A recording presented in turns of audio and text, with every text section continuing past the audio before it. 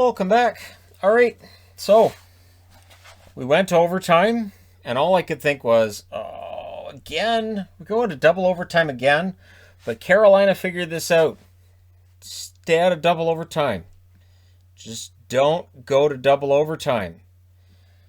And then you'll probably win it.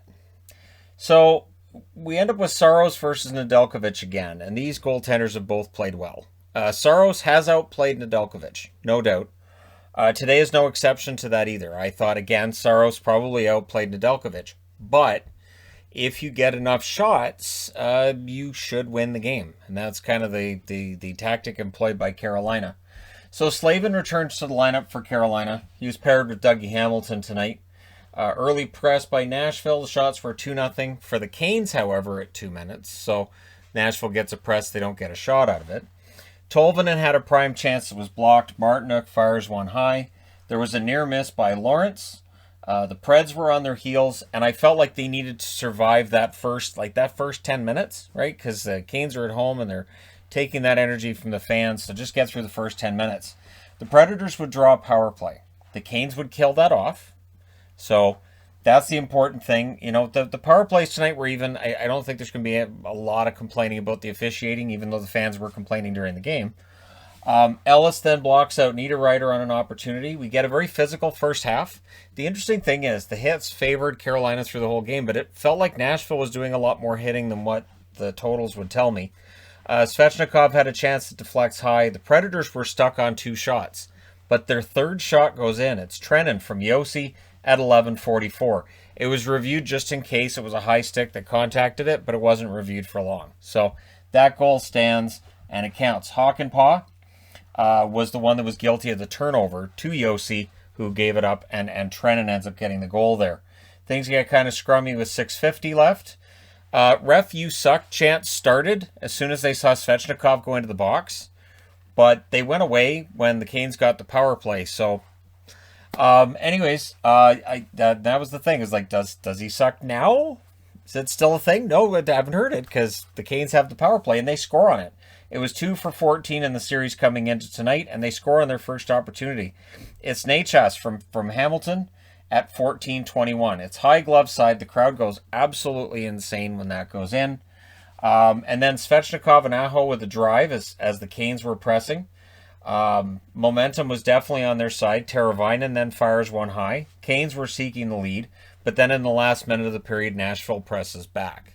So the shots heavily favor Carolina. The play, I thought, heavily favored them as well, but it's a tie game. And this is kind of what Nashville's done. We've seen Minnesota do that against Vegas to an even greater degree, but you just hang around. And then 53 seconds into the second period, Trenin scores from Sissons. That was on a Pesce turnover. Pesce dropped the puck back. Nobody there. So brutal turnovers by defensemen lead to both goals by Nashville tonight. So Rod Brindamore does have something to work on going into the next game. If you don't see where you're passing the puck, don't. That might be the whole thing. I just spoiled it for people who want to watch that practice. But hey, pretend that I didn't spoil it. Predators then press for another. Johansson had a shot that was saved. I thought this was some of the best play as well from Nedeljkovic tonight. Canes with the net press. Saros making saves. There was more Canes pressure. Preds were defending well. Saros then denies McGinn, who again had a good game. Brock McGinn's been good. Aho was denied as the shots were starting to pile up in favor of Carolina. Ellis had a shot blocked by Pesce. Predators were clogging up the middle of the ice. So the shots a lot of them were from the outside and from less dangerous places, especially as the second period rolls on and Nashville starts picking up their confidence. So the Canes scored. Predators challenged for goalie interference. Wes McCauley yells, "No goal." And then the fans yell, "Ref, you suck." Now listen, you can chant that, but not at Wes McCauley. Because he yelled, "No goal," goalie interference. And, you know, I've seen Wes McCauley live in person, I think, twice. And it's like it's a celebrity out there on the ice when he's the goal. And you're kind of hoping for something like this where he can get at the center of the ice and yell, "No goal," because he punches it out with such ferocity. You have to respect that. So, yeah, you know, his feelings were probably a bit hurt. He's like, "Wait, me? But I yelled no goal. And I was forceful about it. I used all of my lung power." Oh, and now he'll quit. after the game, he'll come out and he'll be like, I don't know why I do this. They yelled that I suck. I have to quit now. And then he'll end up on some kung fu style series. So Duchesne had a chance that was stopped. Things get scrummy after that. The Canes couldn't set up. Canes weren't able to get zone pressure and any kind of offensive zone time. They weren't getting that in the second half. But in the last minute, there was also a Canes turnover that was almost costly. Doesn't end up in the back of their net. But going into the third, it's 2-1 for Nashville. And you could kind of feel that tension that maybe Carolina's about to lose this at home. But Nashville, I thought, sat back a little bit too much in that third period. So first minute, there was a chance for Svechnikov that was stopped. Yarncroke the other way, then fires one high. Lots of early whistles. Preds trying to take the flow out of the game. But also, I thought there were too many opportunities then off faceoffs for Carolina. And I thought, this is kind of a dangerous way to play this. You might want to just keep the puck. Just look at the Islanders, the way they do it. Just go ahead and just try to kill off the clock and keep the clock moving. It should be your friend. Canes press at 5 minutes. Predators get a power play. Does it suck is the question I have. And the answer was, yeah. There was a shorthanded chance for Aho, which was broken up by Yossi. Ekholm had a chance, it was gloved aside. The Canes killed it off. The fans cheer. Pesce then had a slap shot. That was stopped. Shots were 5-2 in favor of Nashville at the half. So they were leading in shots, but you could just feel that they were maybe sitting back a little bit much on certain plays. Predators playing great team defense.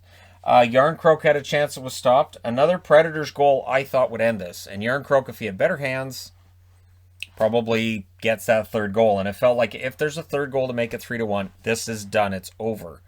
The Canes aren't coming back from 2 goals down with 10 minutes left. But Nechas scores again from Slavin at 12:55. It was a wraparound goal on a fast break. It was a turnover by Nashville. And that fast break for Carolina, which they had not been able to execute for like the second and third period to that point. Fans then tried to call a penalty after that. Wes McCauley, remembering they hurt his feelings in the second, is probably going, "Huh? I can't hear you. I don't know what you guys are booing about. Is that? Hey, what are you booing about? Because you told me that I suck. So, I'll just turn my back and go the other way." Cousins had a chance that rolled off his stick. The referees had put the whistles away to that stage of the third period. Of course, in the overtime, that kind of changes. And it was a matter of they were letting the little stuff go, but you could tell it was ramping up. And it's something we've seen officials doing a lot in these playoffs, and it's been concerning to me because as these incidents ramp up, you can end up with something really, really dangerous going on because you're not calling the penalties until something dangerous happens, right? Saros catches a Hamilton shot. Looked like overtime again. Saros makes a save on McGinn, and we're going to overtime. So here we go. In overtime, at 56 seconds, the Predators draw a power play, and it was nuclear level heat from the crowd on that one. But we then end up with 1 minute and 14 seconds of 4-on-4. Now, you can decide whether or not this is an even-up call or what it is, but it happened where, all right, we've called a penalty on you. You guys better be, all right, you're going to do that? All right, Predators get a penalty as well. And then 4-on-4, very quick, and on a turnover at the Nashville net, Stahl scores at 2 minutes and 3 seconds. So Carolina wins this one 3-2. They go up 3-2 in the series as well. Now they have to go to Nashville and win in Nashville. And I'm guessing Nashville comes out with an absolutely fantastic game in Game 6 and forces a Game 7. And on some level, I'm kind of hoping for that because it would be nice to see a pivotal Game 7 in this first round. And I'm not sure we're going to get one.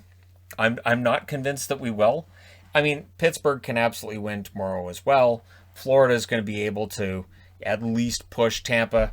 But this series to me feels like probably the best opportunity at a Game 7. But we'll see.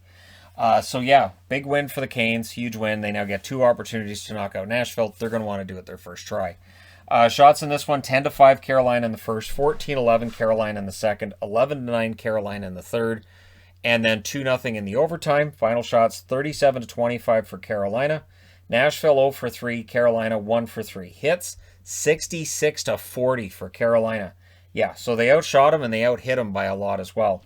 Block shots 16-12. That's why I found it weird when Pierre Maguire said there's a belief that Carolina's a soft team and that's how physicality is the way to take them out. And I thought, I haven't heard anybody say that. Anybody that's watched Carolina's bottom six I don't think would say that.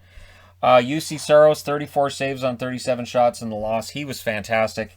Nedeljkovic, quietly a very good game as well. 23 saves on 25 shots. And Carolina gets the win. So we're going back to Nashville in a couple of days on Thursday. And we're going to see whether or not they can force a Game 7. So that's the question I have for you. Nashville forces a Game 7, or does Carolina finish it in 6? Don't forget to hit like and subscribe if you're browsing your way through. You just happened upon this video. And hey, thank you guys so much for watching, for all your support. And it's a much earlier night than last night, so kind of cool on that. Thank you guys so much for everything. I will talk to you again soon.